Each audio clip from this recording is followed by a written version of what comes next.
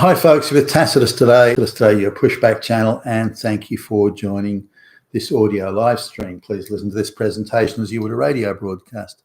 In this essay, I'd like to talk about entertainment, or the ability to find any modern-made entertainment that doesn't include heavy-handed insertion of woke themes and anti-white, anti-male, anti-Christian themes. It's hard to do. Now, yeah, I'm prepared today to accept if the lead story is or if the lead actor is a straight white male, I'm prepared to say, well, look, that's going to have to do, because that's probably about as good as it's going to get, because he's going to be married to a black chick, or his girlfriend's going to be black, his best mate's going to be brown or Asian, his colleague at work is going to be a lesbian. And the smartest person is going to be a black homosexual, and and so on. So everything's the opposite of what the reality of the world is. Everyone's super multicultural and together, and it's not that way in the real world. Far from it. All the brightest people are non-white. All the most moral people are not straight or Christian, and so it's the complete opposite of reality.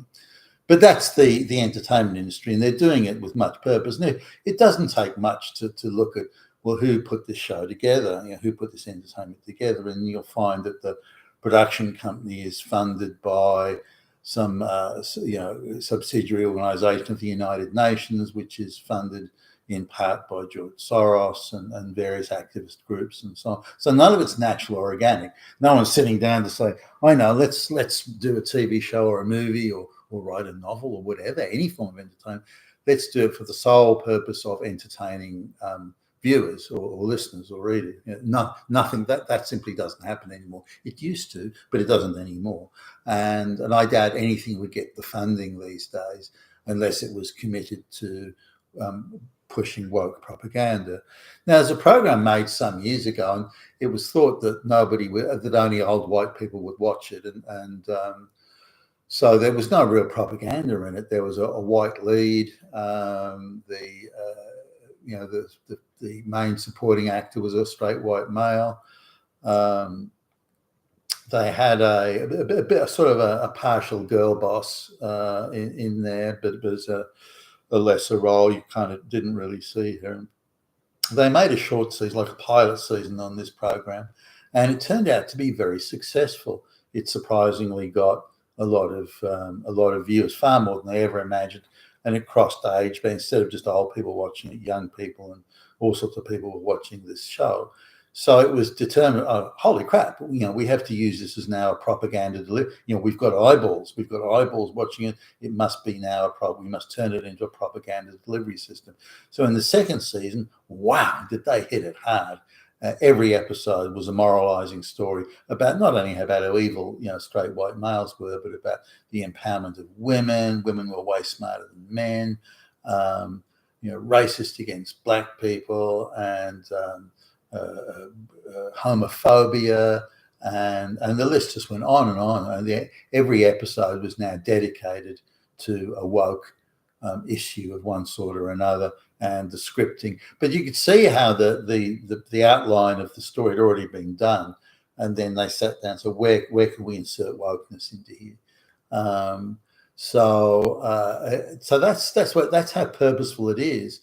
And so this is what the issue I have with it is, that if they wanted to have, say, we're going to make woke movies, and here's the woke movie listing, and it'll be a separate category of its own, like LGBTQ or something like that, then they can do that, and that's fine, and people can watch it if they want to, but they don't.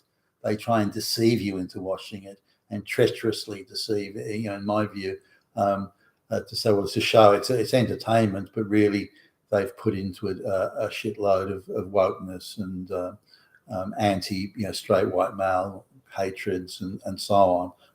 And therefore it's the lack of the organic naturals. Now, if the show's got a white lead and a white cast, but they go to Africa and you see black people dealing with, then you go, okay, well, that's the story. They've gone to Africa, black people in Africa, you'd expect to see that.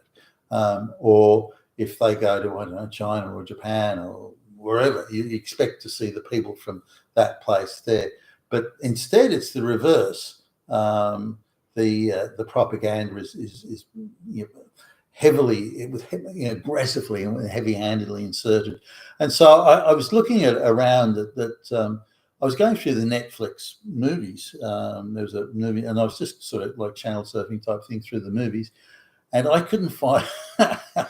Even if they had a straight white lead, I couldn't find a single movie that didn't have serious wokeness inserted into it. Now I don't mind that, but hopefully the Trump administration will move on this. If they want to do woke movies, I don't care, fine. But they have to say it. There has to be a rating on there. This is super woke, or largely woke, or primarily woke. This is woke propaganda on a scale of 1 to 10, and this is a 10, and so on. That's what they need to do. So I need to be able to look at that. For me as a consumer, and I'm a consumer, and I want to consume entertainment. I want to look at that rating and say, okay, no, that's woke. I'm not looking at it. You've got a straight white lead to try and get me to look at this, suck me in, but you're doing it via deception. It's the deception I have the problem with. And if you want to make, if you want to have woke movies being made, okay, go right ahead and do it. But tell me you're doing it. I want to look at that rating so I know to avoid it. And I think, myself, like most other people, or certainly many other people, say, no, that's woke. I'm not going to watch that. And then, that's it. Then all of these projects are going to lose lots and lots of money. And that's a good thing, because given the option, people will not consume that sort of level of propaganda. They just plain won't. So that there should be a propaganda declaration on all of these shows. But I couldn't find, going through Netflix, well, not just Netflix, it can be pretty much everything made today. Netflix is a prime offender, but there are others. I can't find a single movie that naturally has, if you go into a science laboratory, why are all of the people non-white? All the geniuses are non-white males. Why is the only straight white male a racist bigot, swastika waving Nazi? None of it's natural.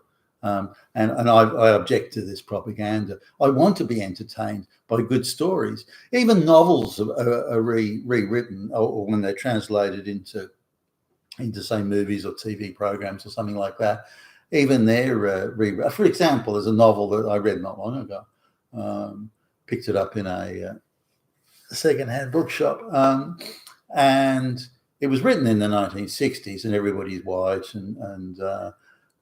but they've made it into a TV show, and the guy is the lead, a straight white male. They've kept the straight white male, but instead they've made him 15 to 20 years younger than he was in the novel, and he's a bit of an asshole. He gets into fights, gets into trouble, and he's a bit of a bully and this sort of thing. And underneath it, maybe a bit of a heart of gold, but hey, he's a thug. Doesn't respect women, but it turns out his girlfriend's black, and his best friend is black, and his colleague is a lesbian, and this everything's been inserted. None of that was in the novels.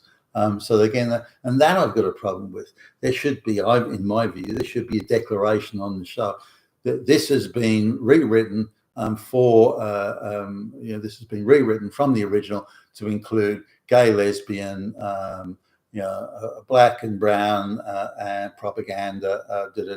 It should be included in there, and through that, I can then make an assessment if I want to watch it. But at the moment, there's nothing I can look at that doesn't have some or a shitload of propaganda inserted into it. And look, if you want to do that, go ahead, but tell me about it so I can decide not to consume that rubbish. You've been with Tacitus today, your Pushback channel. Thank you for listening.